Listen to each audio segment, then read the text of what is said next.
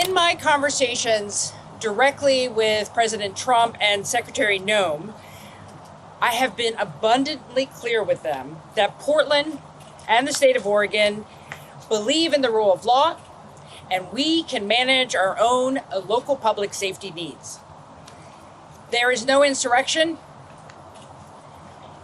there is no threat to national security, and there is no need for military troops in our major city. Military service members should be dedicated to real emergencies. The members of the Oregon National Guard, their mission is to stand up and protect Oregonians, and they will do that every day, but they are not needed in the city. They are not needed here. And you can tell because you're here with me in Portland. You can see that this city is safe and calm, and it is a beautiful day to be here. For those of you who are here downtown or watching at home, you know that our city is not the place that people think it is from years ago. There is business thriving. People are coming downtown. They are enjoying this community. We have students who are ready to go see the Lion King tonight at the Keller Auditorium. People are going to the Timbers match. People are downtown shopping. Folks who are getting ready to go to work at the restaurants here that make the Rose City a culinary capital are getting ready to go to work. People are shopping. People are going to the farmers markets or at the Saturday market. Portland's doing just fine. And I made that very clear to the president this morning. Our city is a far cry from the war-ravaged community that he has posted about on social media. And I conveyed that directly to him. That we got this, we are good, we are doing fine. And I also said to him, we have to be careful not to respond to outdated media coverage or misinformation that's out there. We know what's happening in our own city, and we are doing just fine. That being said, we do face real challenges in Portland, as does the rest of the country. We're worried about the cost of living. We want our schools to do what is necessary for our students, and we want to make sure that people have good jobs and homes that they can afford. I need help for those kinds of things, and that's the kind of help I need, not having military troops from the federal government in our state.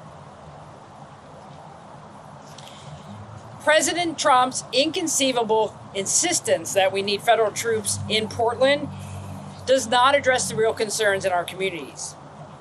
We do not need or want federal troops in Oregon stoking fear, creating conflict, and frankly escalating a situation that is under control.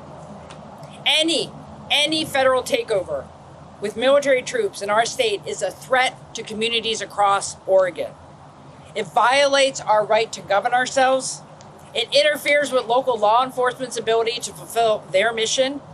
And frankly, it drains taxpayer resources that could be better spent elsewhere. And again, I communicated that to the president directly. Oregon is our home. It is not a military target. Any deployment would be an abuse of power and a misuse of federal troops. People across the state and across the political spectrum here in Oregon are uniting together to peacefully oppose policies that they do not agree with. I believe in free speech and the ability to lawfully and peacefully protest. And I have a message for Oregonians. Let's not take the bait. Let's not respond to what the president is trying to do. We have to raise our voices absolutely, peacefully to the things that we believe in. But I also want to say that any property damage or violence of any kind will get us nowhere and will not be tolerated. If you want to stand in opposition to the Trump administration, I would ask that you lean into supporting your community, helping people, making things better here. because that's who we are as Oregonians. And I just want to wrap up by saying I believe the president does not have the authority to deploy federal troops on state soil. I'm coordinating with Attorney General Dan Rayfield to see if any response is necessary, and we will be prepared to respond if we have to. Oregon has not requested any federal assistance, and nor do we need it. Jody Land, OPP. I'm wondering, has Secretary Hegseth asked you to deploy the National Guard here in Oregon? We have had written communication from the Department of War, and we are reviewing that. But I want to go back to my earlier conversations with both Secretary Noem and President Trump this morning. I was very clear with them. We disagree with the premise that we need federal troops here. And at this point, I am not going to be approving any utilization of Oregon National Guard. Is that what you asked for, Governor? And we'll start here. I'm Victor Park with KATU. What was President Trump's response to you during those conversations? And also, are you planning to sue the federal government alongside Mayor Pete Wilson, similar to what California did when troops arrived there? Well, I think this is a very fluid situation, so I'm not going to speak to future actions. My conversation with President Trump was trying to understand his rationale, and I believe it is based on information that is not accurate today. There are protests here, but it is not what we saw during the pandemic where we had significant violent protests. I told him that.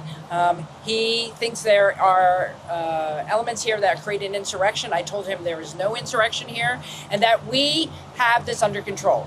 I have complete faith in Portland Police and Chief Day to make sure that we're holding people accountable if they cross the line. But we have lawful protests here, and we do not need military troops. Governor, Times. Was what part first sent you a request for National Guard? It was a request to options that we could utilize Oregon National Guard troops paid by the federal government. I don't believe they're needed. And so I think when you get a request like that, you always have to ask why. Do we need the help? And I can tell you that we do not need federal troops here. We do not need to deploy the Oregon National Guard. Our local law enforcement is on top of this. They are prepared. If they are requesting mutual aid, either from the Oregon State Police or other folks, we will go there next. But at this point, Portland Police hasn't handled. These are random acts of minor, a few individuals. People are primarily peacefully protesting here. We do not need federal troops.